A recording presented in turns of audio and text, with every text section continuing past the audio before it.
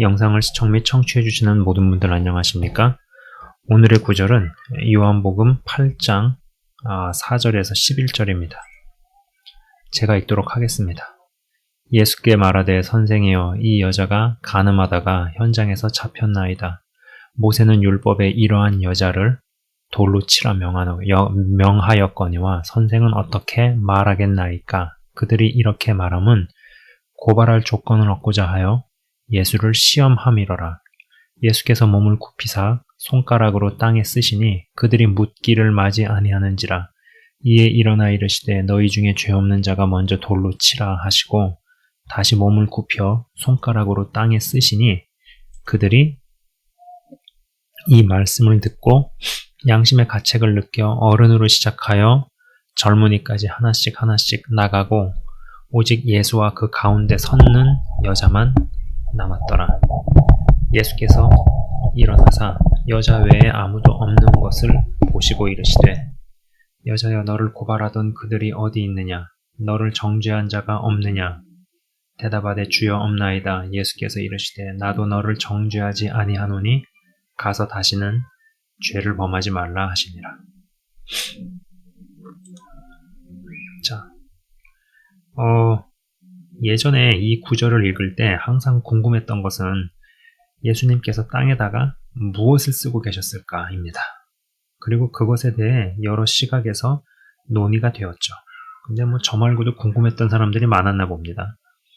어떤 주석에는 현장에서 간음하다 잡힌 여인을 끌고 온 무리들의 죄를 하나씩 둘씩 나열하고 계셨을지 모른다는 해석도 있습니다만 엄밀히 이야기해서 정확하게 알 수 있는 방법은 없다는 것이죠.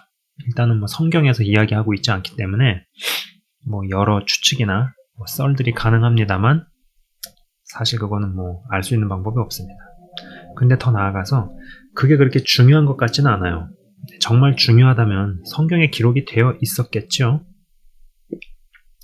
자, 이 여인이 간음을 하게 되기까지 그리고 현장에서 잡히기까지의 어떠한 사연들이 있을 것이고 그것이 점점 발전되어 온 과정을 예수님께서는 아셨습니다.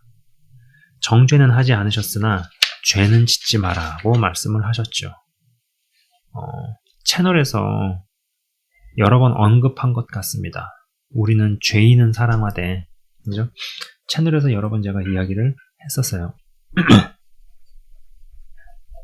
우리는 이 죄인은 사랑해야 된다. 사랑할 수 있어야 한다. 그러나 죄는 미워해야 한다. 죄인은 사랑하되 죄는 미워해야 하는데 꼭 그 반대가 된다는 얘기죠. 죄를 사랑하고 죄인을 미워하게 된다. 죄인을 사랑하고 죄를 미워해야 하는데 죄를 사랑하고 죄인을 미워하게 된다는 것입니다. 그리고 죄인을 사랑하고 죄를 미워할 수 있는 수준은 상당한 수준입니다. 이 말은 쉽지만, 말은 이렇게 하지만 그거만 된다, 그게 된다라는 것은 상당한 수준이라는 것이죠. 문득 제가 오래전에 한번 접했던 그런 생각나는 케이스가 있습니다. 이분은 가정을 일구고 남편과 자녀와 살던 중에 인터넷 채팅을 통해 어떤 남자를 만나서 불륜 관계로 들어갔습니다. 남편이 속을 썩이고 남편과 사이가 안 좋고 남편과 시도 때도 없이 싸우고 이런 것도 아니었어요. 헌데 이분에게는 어떤 사건이 있었습니다. 시골 지역에서 고등학교를 다니던 때에 학교를 마치고 늦게 귀가하던 중에 버스에서 내려 집으로 향해 걸어가고 있던 중에 어떤 남자가 버스에서 따라 내려 칼을 목에다 갖다 대고 위협을 하고 결국 어딘가로 끌려가서 성폭행을 당한 것이었죠. 정말 충격적인 사건입니다. 흔히 그러한 때 도망이라도 쳐야 하지 않느냐, 소리치면 되지 않느냐, 그렇게 이야기할 수 있습니다. 그러나 실제로 경험하면 소리도 안 나옵니다.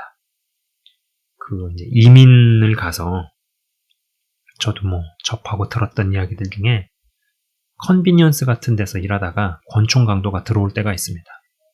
영화 같은 데서는 주인공이 강도를 멋지게 제압을 합니다. 근데 현실은 영화가 아니죠. 권총을 머리에 갖다 대고 위협하는 순간 몸이 굳어버리고 아무런 생각도 안 납니다. 그리고 시키는 대로 다 하고 달라는 대로 다 주게 되어 있죠. 대부분의 일반인들은 그렇습니다. 그리고 시키는 대로 다 합니다. 안 그런 사람도 있겠죠. 그러나 소수입니다. 이분은 공포와 두려움 가운데 성폭행을 경험을 했는데 문제는 이때 어떠한 음란함도 같이 경험을 했다라는 것이죠. 그런 것이 어떤 몸에 들어왔나 봅니다. 이러한 일로 인해 당장 마음과 정신이 상하는 일도 있지만 이제 이것이 시간을 두고 점점 이상하게 발전을 한다라는 것이죠. 그런 경우에는 이게 이제 내면에 잠복해 있다가 점점 자라면서 사람이 이상해집니다. 어느 시점에 가가지고는 땅, 뻥 터지듯이 이상하게 되어버리죠. 성적인 취향이 이상해지는 경우도 있고 성폭행으로 인해 이성이 아닌 동성에게 성욕을 느끼거나 끌어오르는 경우도 있습니다. 이때의 사건이 충격이나 트라우마가 되어서 오랜 기간 잠복해 있었고 인터넷 채팅이 어떤 계기가 되어 불륜으로 들어가더라는 것이었죠. 예수님은 하나님의 본체이시자 전능자셨습니다. 현장에서 가늠하다 잡힌 여인을 보는 순간 저 여인이 저렇게 되기까지의 이유와 있었던 일들, 모든 것을 알아버리셨을 겁니다. 그리고 드러내고 싶지 않은, 들춰내고 싶지 않은 그 어떤 일도 보셨을 겁니다. 여러분, 정말 감추고 가리고 싶은 것 하나쯤 없는 인생이 어디 있을까요? 우리가 성도분들과 교제를 할 때도 참 지혜가 있어야 합니다. 솔직히 정직하게 마냥 다 나누고 까발린다고 무슨 관계가 더 가까워지고 더 친해지는 것만은 아니죠. 만약에 그렇게 생각한다면은 그것은 인간을 몰라서 하는 것입니다. 차라리 모르거나 차라리 모르게 만드는 게 더 유익할 때도 있습니다. 의도적으로 가리고 숨기라는 이야기는 아닙니다만 굳이 후벼파면서까지 알 필요도 없고 묻지 않는데 자세히 이야기할 필요는 더더욱 없다라는 것이죠. 자신이 음란을 계속 자행하다가 하나님의 은혜로 다리가 부러졌습니다. 그리고 회개했습니다만 자신의 그간의 잘못을 아내에게 이야기하는 바람에 난리가 나고 지금도 괴로움 가운데 살아갑니다. 제가 그 얘기를 접했을 때 뭐하러 그런 이야기를 했느냐고 물어봤었죠. 자신이 괴로워서 상대방에게 고백하면 하나님처럼 용서해 줄 줄 알았나 봅니다. 아니면 자신의 괴로움을 시원하게 고백해서 털어버리고 싶었는지도 모릅니다. 헌데 상대 배우자의 믿음을 너무 과대평가한 것이죠. 음행으로 치닫게 되고 불륜으로 가게 된 사연들을 저도 접할 때가 있습니다. 배우자가 속을 썩이지 않고 성실하고 착함에도 어떤 어릴 때의 그런 사건들로 인해서 혹은 음란한 환경에의 지독한 노출 또는 지독하게 속을 썩이는 배우자로 인해 이제 너도 한번 당해봐라 는 심리가 발동해서 홧김에 저지르는 그러한 어떤 일들, 불륜, 바람 이런 것들일까요? 헌데 뭐가 동기가 되었든 그리고 또 이야기를 들어보면 충분히 이해가 가면서 나도 저런 상황이면 저럴 수 있겠구나, 저럴 수 있겠다 싶지만 아닌 것은 아니다 라는 것이죠.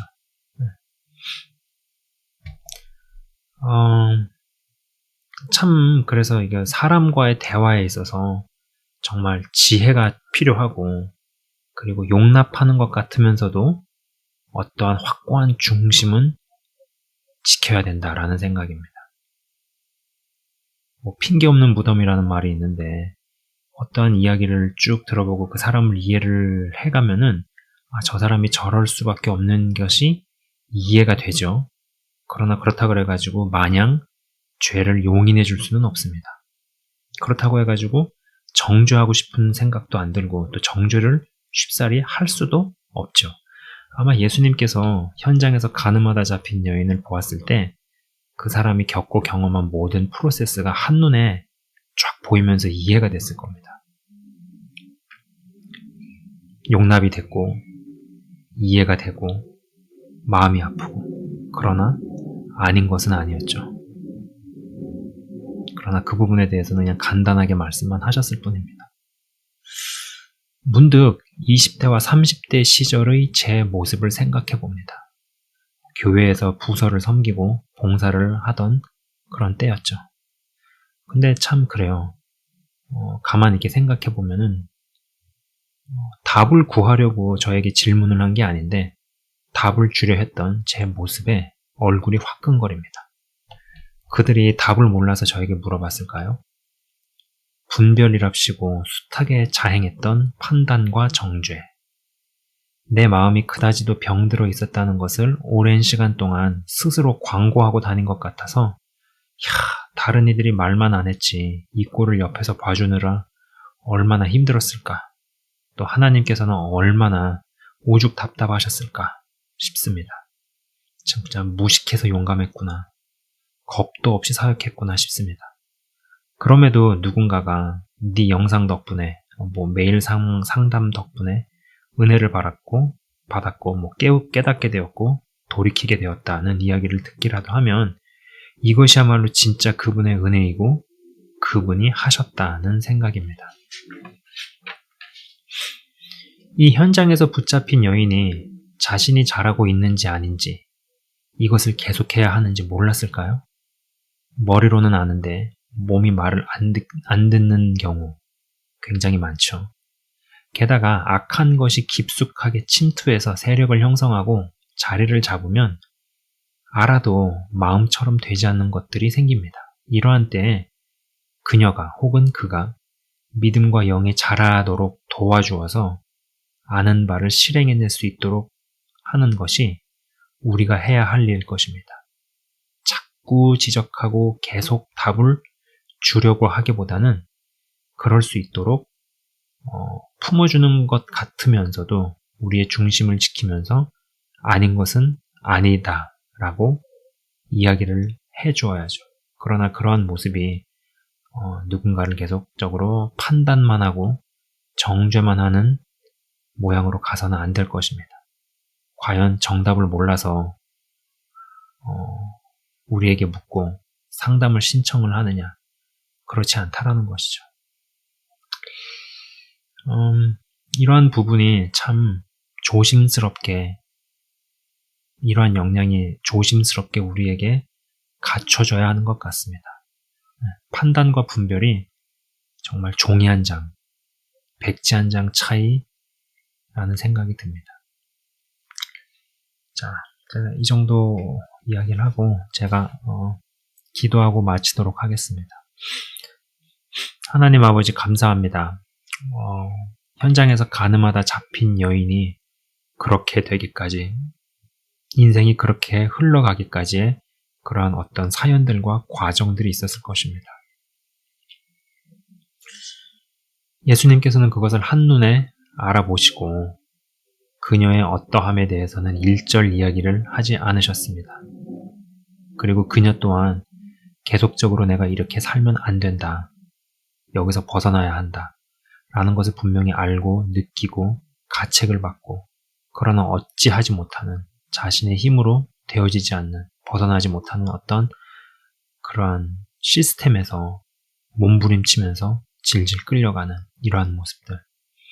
예수님께서는 그 모든 것이 다 이해가 되셨기에 관용하시면서 용납하시면서 품어주시면서 그러나 아닌 것에 대해서는 분명히 아니다 라고 말씀하셨습니다. 주님, 이러한 케이스들이 있음을 봅니다.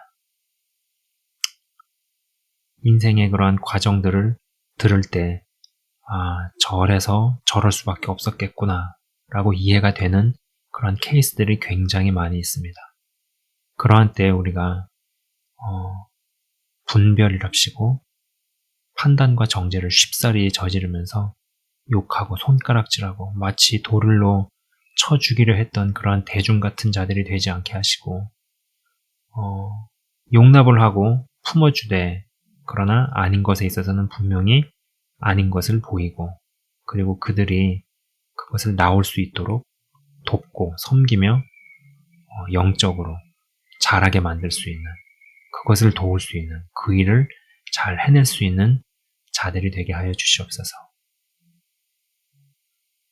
죄는 미워하되 죄인은 사랑해야 하건만 그러한 일을 하다가 죄인을 미워하고 죄를 사랑하게 되는 경우가 얼마나 많은지 모르겠습니다. 주님, 우리가 이러한 오류에 빠지지 않을 수 있도록 하여 주옵소서. 영상을 시청 및 청취하시는 사람들이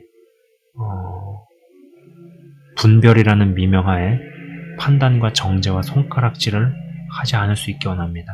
하나님 아버지, 우리가 정말 주님 보시기에 올바른 자들로, 기뻐하시는 자들로 성장해 나가고 성숙해 나갈 수 있도록 이끌어 주옵소서. 영상을 시청 및 청취하시는 한 분 한 분을 주의 이름으로 축복하며 기도합니다. 가장 큰 축복인 영적인 축복을 허락하옵소서. 감사합니다, 주님. 예수 그리스도 이름으로 기도드리옵나이다. 아멘.